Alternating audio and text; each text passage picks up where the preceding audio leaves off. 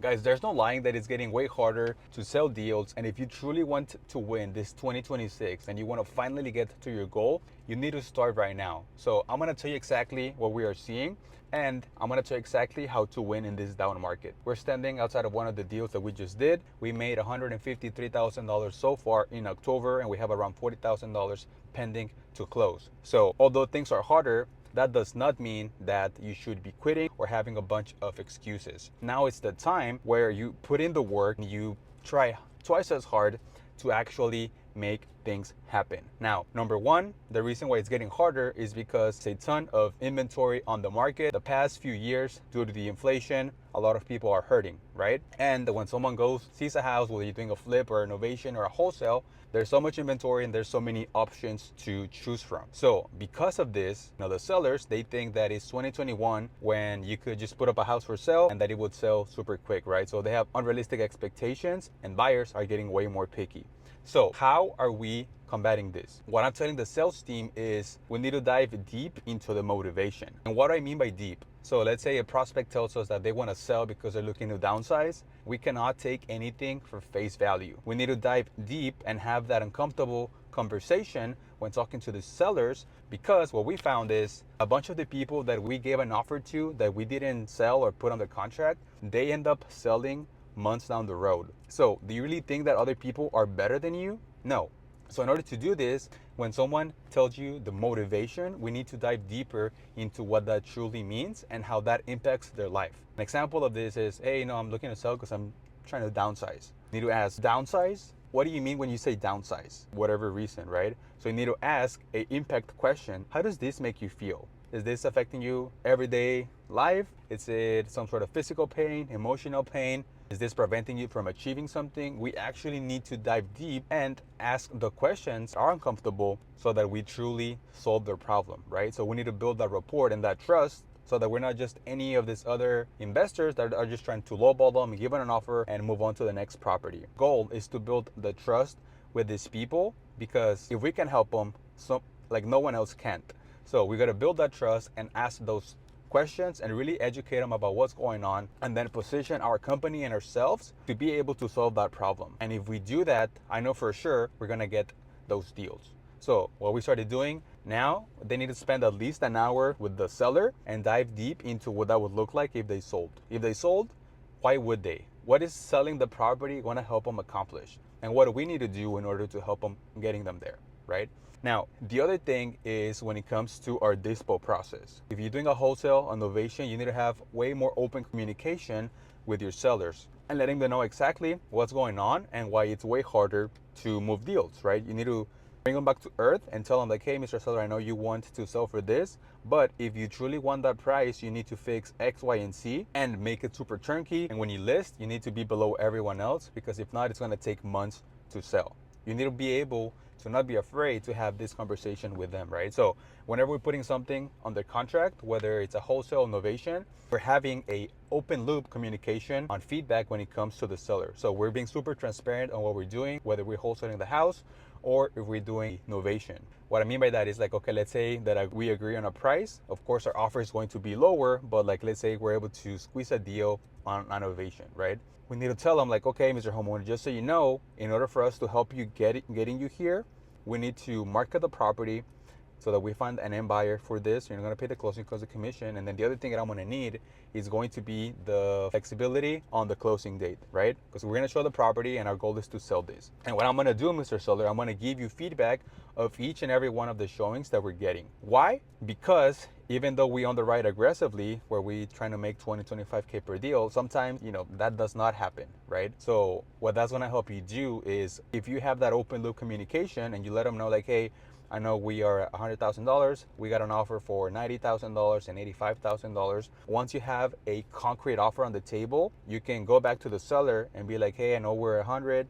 I think I can get the 2 and we can close in 30 days. You need to have that trust with the seller so that if you need to retrade the deals, you can do so. So doing this is going to be super important, because if we don't sell the deals, we don't make money, right? But if we can sell that on the market, nobody else is going to be able to, right? So if you dive deep into the motivation and you have those open loop communication with a seller, you're gonna be able to make a deal happen, right? Now, the other thing is gonna come down to your marketing. What we're doing is we're doing Facebook ads, but instead of just having the approach, sell your house, fast for cash, we're just diving deeper into pain-based ads, right? We're putting ads that target foreclosure, inheritance, divorce, vacant properties, repairs. You need to look back at your last couple deals and figure out what was the motivation of those people. You want to really spotlight the fact that your company and yourself really excel at doing downhouse properties or vacant properties, right? The ads that we're putting out intentionally hit our ideal avatar, which means that, we are getting a bunch of foreclosure deals, we're getting a lot of vacant properties, a lot of properties that need repairs. By doing this, we are kind of already building that trust in the sale, and we are talking to people that they say like, hey, I'm distressed and I'm gonna be an ideal client for you, right?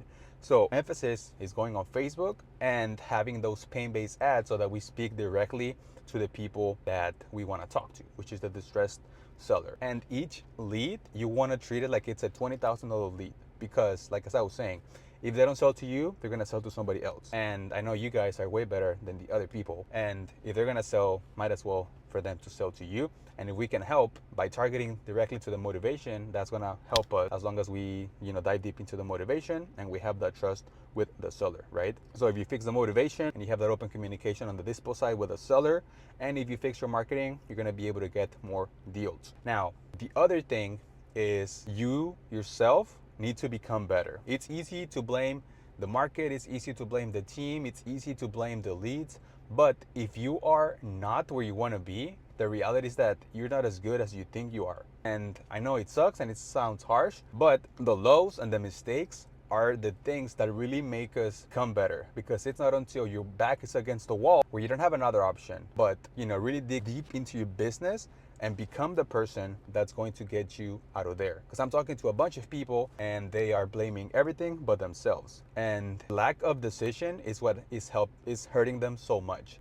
You got to realize that if you're not where you're going to be, it's because you don't know something. And a lot of the times we know exactly what we need to do, but we just don't do it. So you have to up your skills in order to win and in order to get better, right? So the only difference between you and the people that are doing better than you is that they do something along the sales process or the business structure better than you. And if you don't know how to figure that out, all your emphasis should be put into learning what's the biggest bottleneck in the business. So if you yourself are not an A player, people are not going to want to work for you if you are not an A player. So upping your skills and investing in yourself is going to pay huge dividends, as long as you realize that when you invest in skills, they only going to give you a positive ROI. So invest in yourself and just keep on growing as a person. And then the final thing is a bunch of people are just quitting. They're quitters. Just because it's hard, they're trying to, chase the next thing. They want to get into drop shipping, Amazon FBA, e-commerce, whatever.